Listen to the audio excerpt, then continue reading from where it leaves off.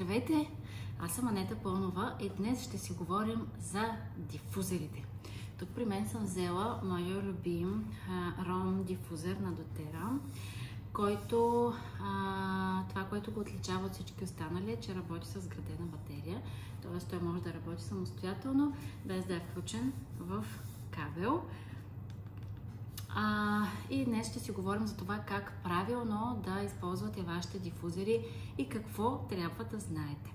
Първо, за да си купите добър дифузер, трябва да сте сигурни, че той е предназначен за използване с етерични масла. Нали?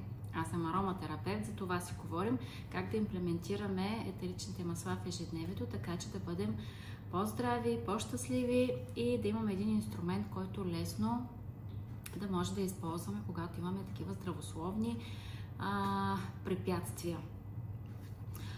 Това, което трябва да знаете, след като си изберете дифузера, който е добре да е качествен, направен от качествена пластмаса, от познат производител, който държи на качеството и това да е безопасно за използване. Така че избираме един добър дифузер с качествена пластмаса.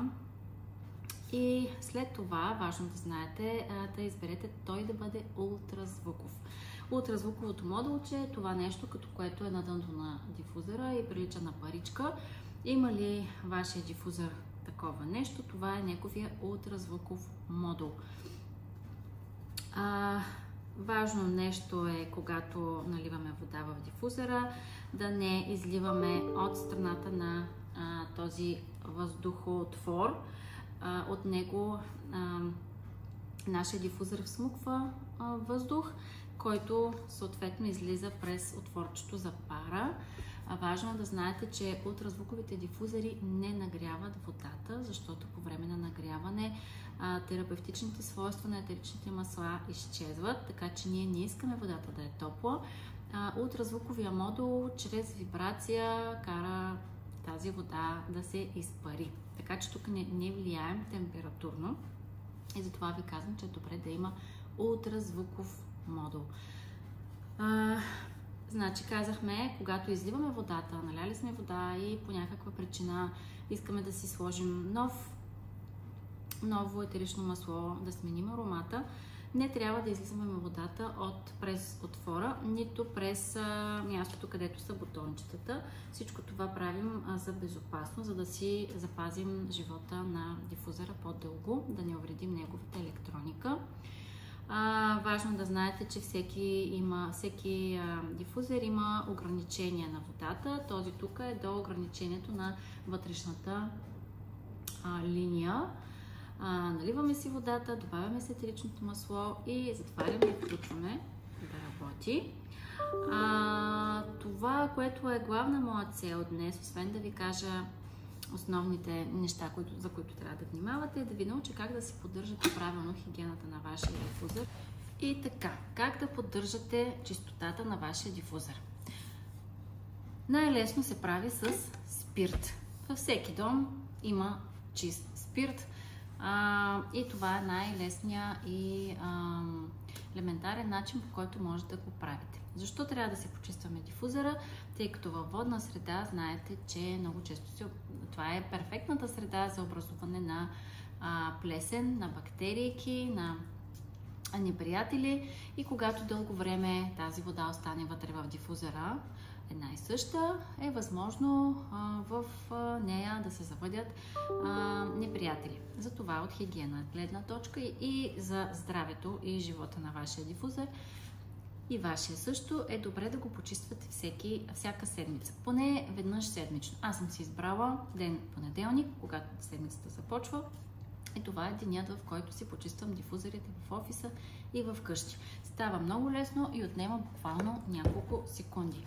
Сега в момента този дифузер е чист, но ако ви покажа другия, който в момента работи, тази сутрин не беше много чист, особено когато използваме онгард или пък див портокал, техният цвят се отлагва по дъното и то става едно мазно, леко отцветено, много неприятно. Така че, какво правим? Аз в момента имам някакъв спирт, който е спръскало, вие може да си налеете просто спирт на дъното.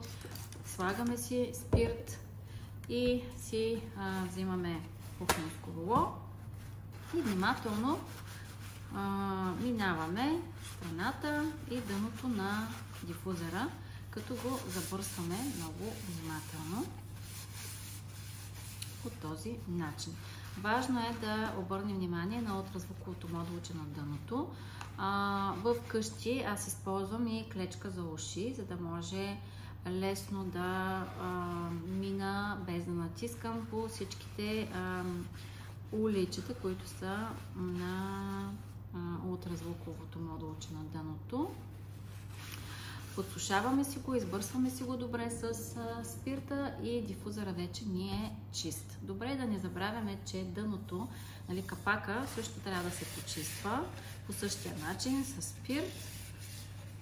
Внимателно избърсваме всичките части и той също е готов за употреба. Елементарно е и е наистина много важно да го правим поне веднъж седмично, за да сме сигурни, че ние и нашия дифузер си помагаме взаимно. Защо ром дифузера ми е любим? Защото, както ви казах, той може да работи, в момента няма вода и затова свети така, може да работи, да си го слагам където си искам, без да търся контакт. Има една такава стойчица, която се включва съответно към мрежата и на нея той се зарежда. Може да работи докато се зарежда, а може и след като го заредим да си го сложим където си искаме в къщи, да си го пуснем. Затова на мен той ми е любим. Но съветвам ви да си използвате вашите дифузери и да си ги почиствате. На разположение съм, ако имате въпроси и ако имате нужда от ароматерапевтична консултация, може да ми пишете, за да си оговорим час. Благодаря ви и до нови срещи!